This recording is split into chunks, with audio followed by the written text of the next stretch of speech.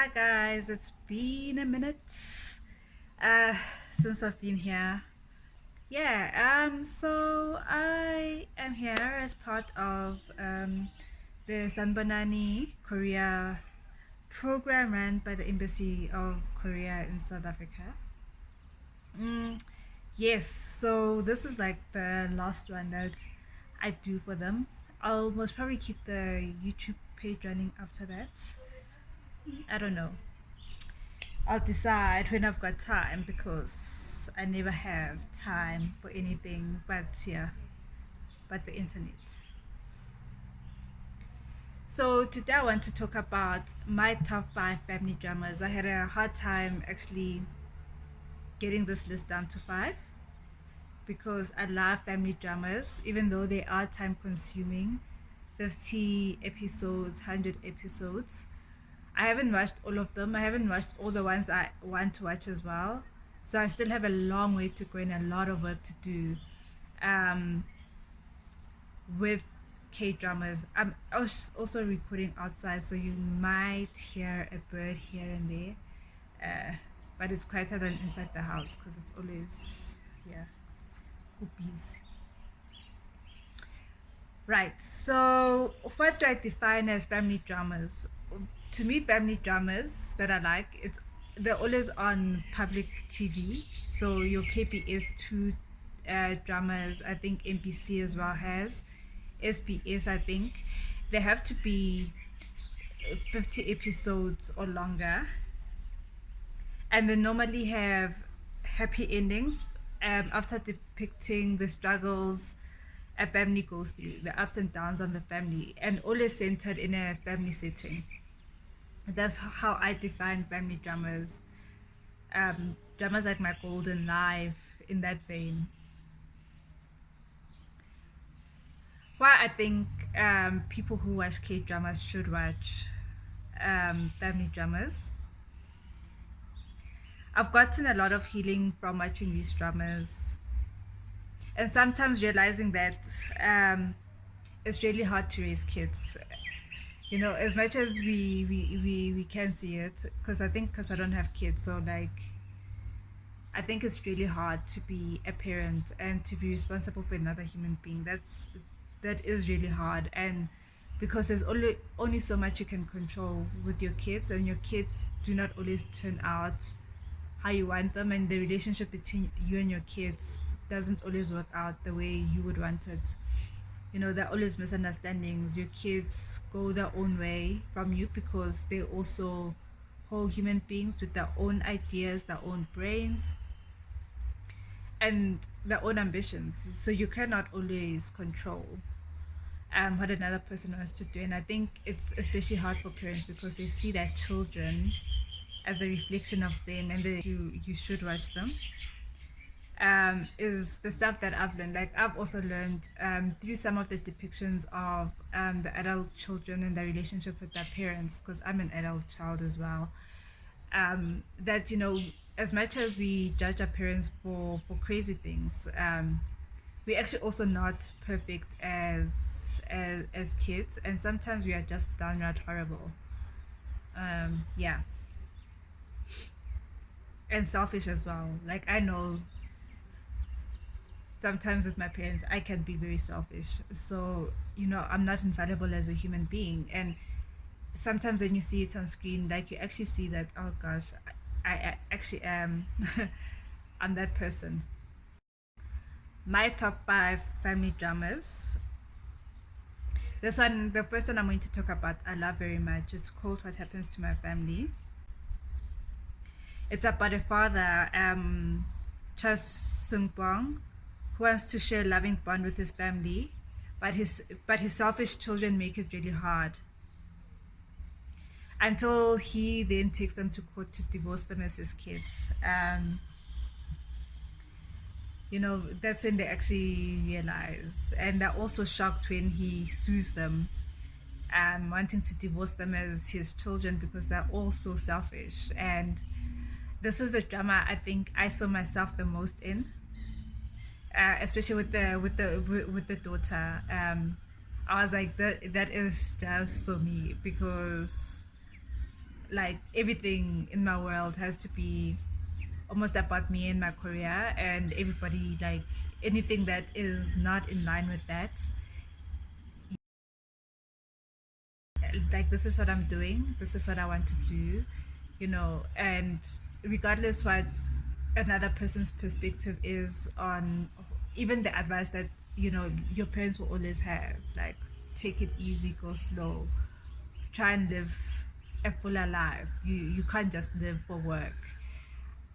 Very, very hard. So I saw myself a lot in the daughter, and I think that's when I actually was like, I need to start spending more time with my parents and stop taking them for granted. It's not a long drive to go home to see them. It's like really not that far, but just going home, just spending a Sunday afternoon, like seems such a chore for such a long time. And then I saw that and I was like, life is very short.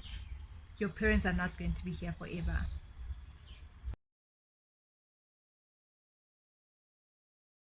The next drama is My Only One.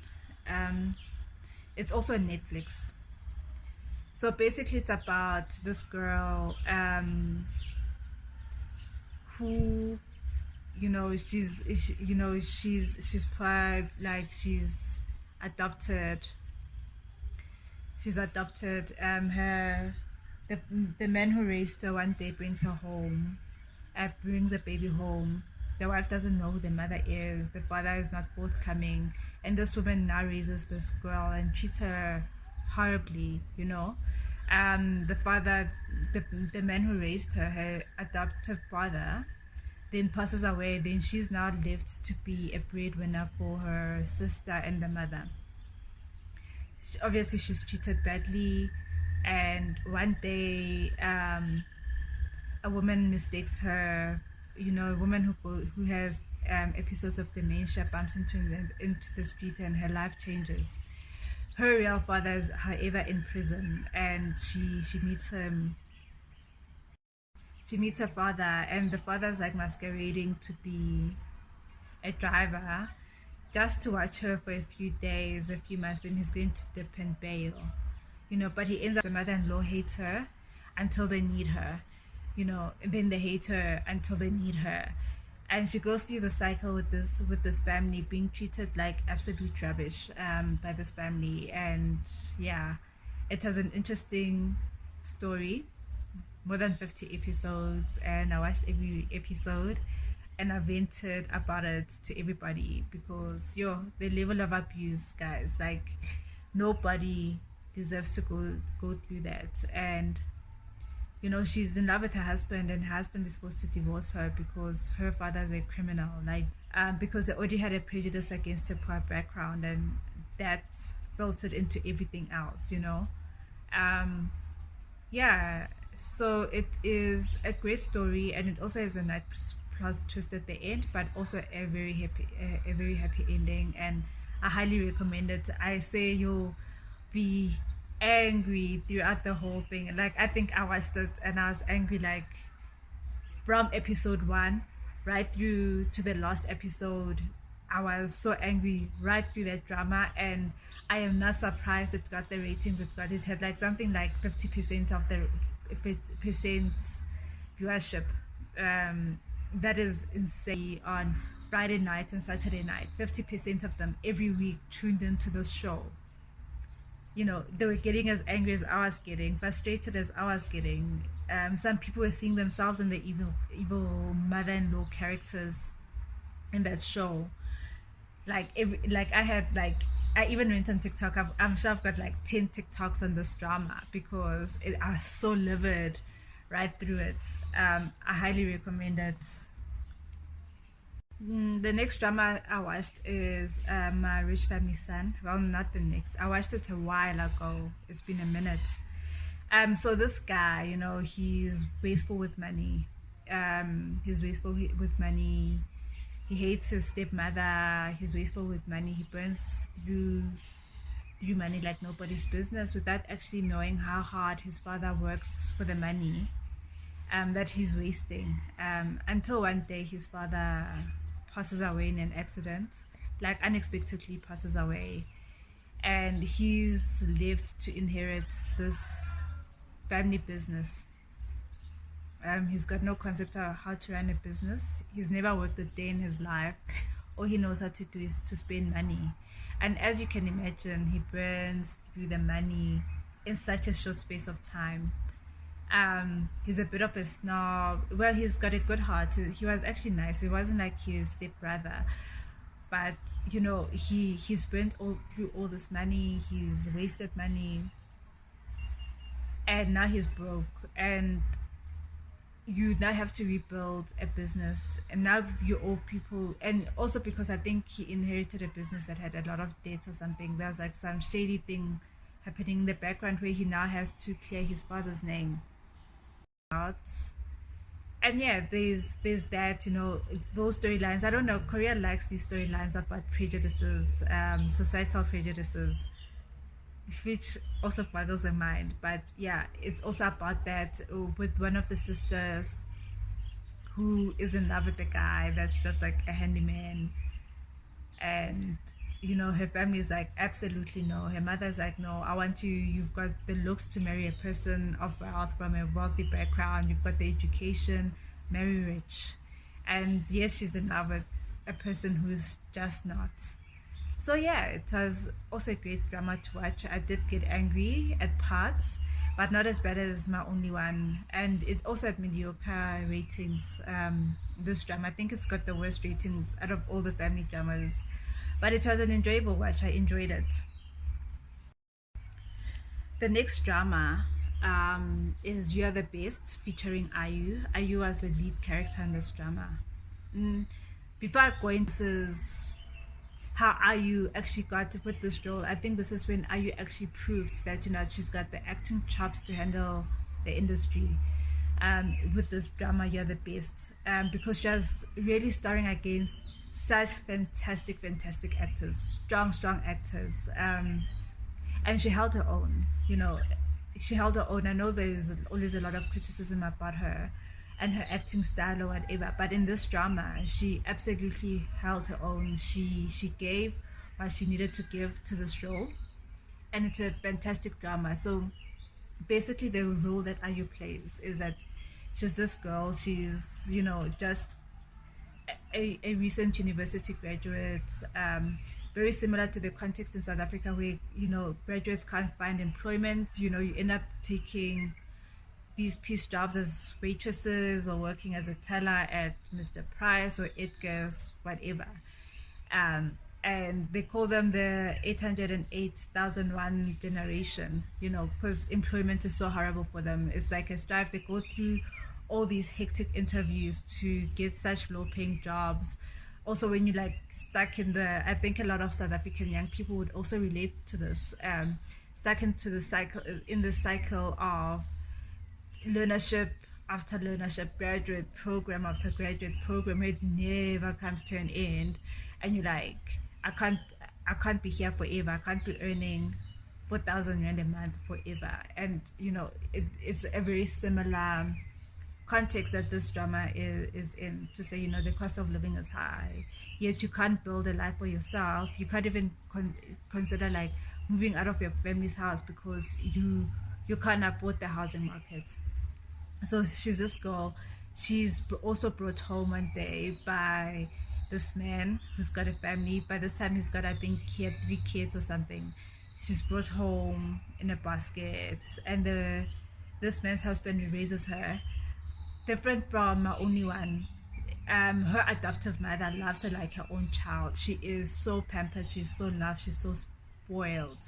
You know, she's really loved in this home, like the last born. You know, she's really like the last born of the family, and she's loved by the mother, and she's then raised beautifully until one day, you know, she then finds out that, because she doesn't know, they don't even tell her that, you're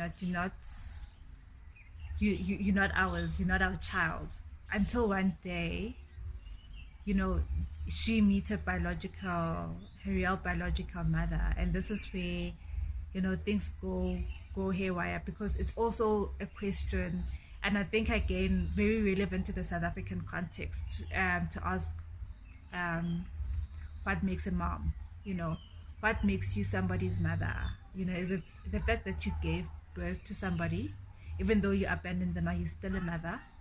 Or is a person that has loved you, nurtured you, fed you, you know, that has gotten you to where you are, to this wonderful, well mannered adult that you are, is that who your mother really is? And I think it's so, so important, like even in the South African context. And I think that's why, you know, those are the pieces of the story that I cling to.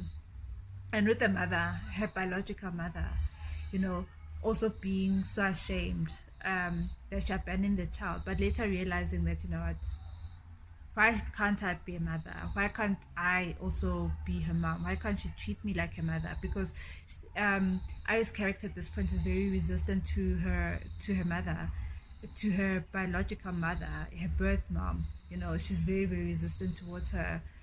And this woman starts doing things to the adoptive mother that are very hurtful in Aya's adoptive family, so that to manipulate Aya to move into with her, so that, you know, she can have that fantasy of having a mom, being a mother. But are you really a mom when you find somebody as an adult who's grown up with a different value system, who's been raised, who has her mind of her own? Like those times when you could have been cooing her and nurturing her, that phase of her life is over. So who is like the real mother? So they go through this drama of this bad birth mother who is selfish because she's been her whole life, you know, going through cycle after cycle of her selfishness, of her manipulation, of how she ill treats even her biological child, the biological child's family.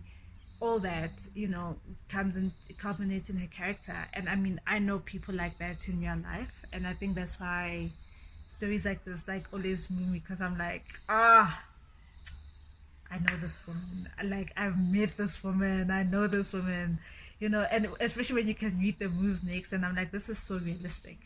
So yeah, I really, really loved You're the Best. And also obviously it gets a happy ending and a life story at the end, which is great. The last drama I'm going to talk about is Once Again. It's about a family where all the adult children are divorced. All the kids are divorced. All of them have failed marriages, and their mom totally loses it because she doesn't know what's wrong with the way she raised her kids. That they all can't stay in marriages or in relationships, you know, and she doesn't understand it. And, you know, she's so disappointed in her kids, and she throws a fit because, you know, they can't hold on to marriages. And there's a former friend of hers who mocks her about the fact that all her kids are divorced, you know. That mocks her to go, oh, your last one also just got divorced. Oh my goodness, you must be cursed or something. You know, maybe you need to go to the temple to pray. And it's such a beautiful story in the sense that you see the different marriages that have fallen apart, the relationships between them and their former spouses, you know, why the relationships could not work. You get the person that has no ambition, no concept that it takes money to raise a child. You know, he has a child with this woman. You know, they were young when the child came. They were in their early 20s. The child is now 12. And, you know, kids don't get cheaper. People will always be like, children get cheaper. Children do not get cheaper. You know, the more they grow up, the more things that they need. And he is just stuck on his own ambition of being a stuntman, because it's fun for him. But at the end of the day, the wife is carrying the burden of the home, making sure that the bills are paid, there's food on the table, etc., etc. To the point eventually she's like, you know what, I don't also need you because you're just that extra month that I have to feed. And she then divorces him. she then leaves. And throughout the drama, throughout the 50 episodes, you know he doesn't really realize until I think towards the last bit of the drama why she actually left him. He actually doesn't get that he's been a very irresponsible parent right through. Like he hasn't been a good supportive husband, and he has not been a good father. Because as much as we like to say that, like if your parents being physically present is important, it is just as important for your parents to also make sure that you are well fed and you are clothed and your education is taken care of.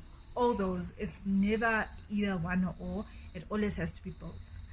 With the second couple, the two doctors, they get married, and the wife has a miscarriage, and the husband goes on with his life as if nothing has happened, while she's struggling to heal through this trauma her body has been through, and he carries on with life as if it hasn't happened. And this creates tensions in their home, to the point where she finally goes and she says, it's over, let's file. Because essentially they were divorced because they were not sleeping in the same bed anymore.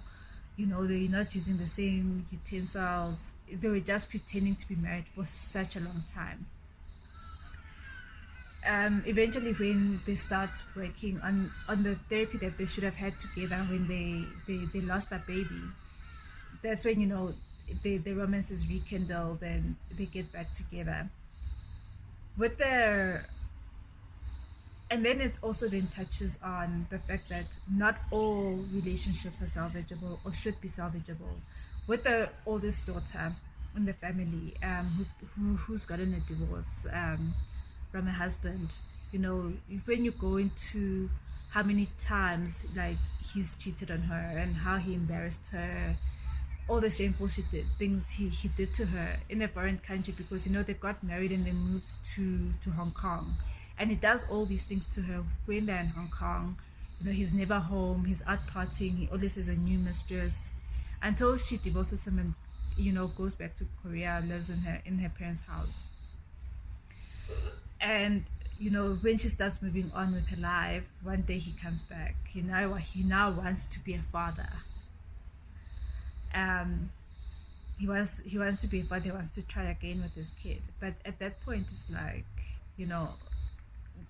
the abuse I took from you, I don't want to go back there. And he comes back at a point where she's actually healed and has started moving on, and has started to provide for herself, despite it all. Yeah. And then the last character in the story is also the youngest daughter, the last girl to get married and divorced, because she also gets married. And her marriage is not even a week, like her marriage is not even 24 hours, and the husband has already cheated on her. Like, that's how bad it was. And her mom fumed that she could dare get divorced when she's just gotten married. Like, how can your marriage fall apart when you just got married?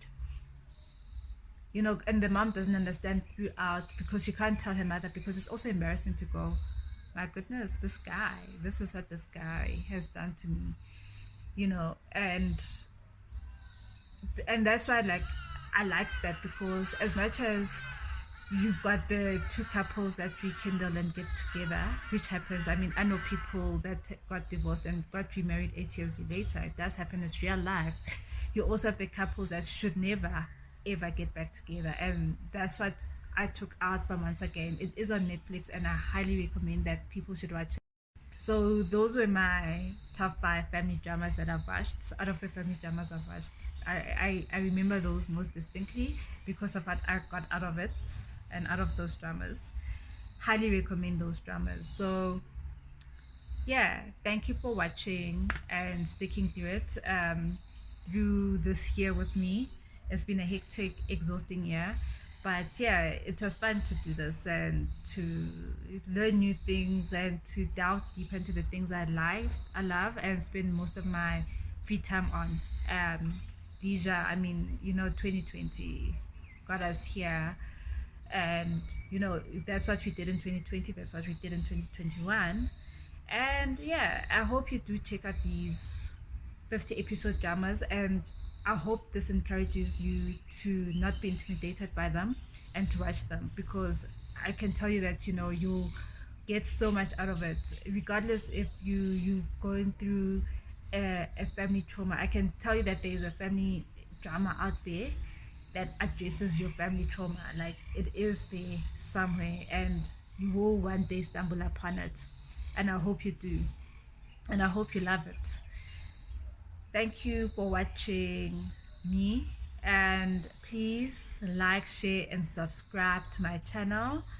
And I think I might continue doing these vlogs. Obviously not as often or as frequent, but once in a while I might drop in, especially if there's something that I really want to talk about and share it with you.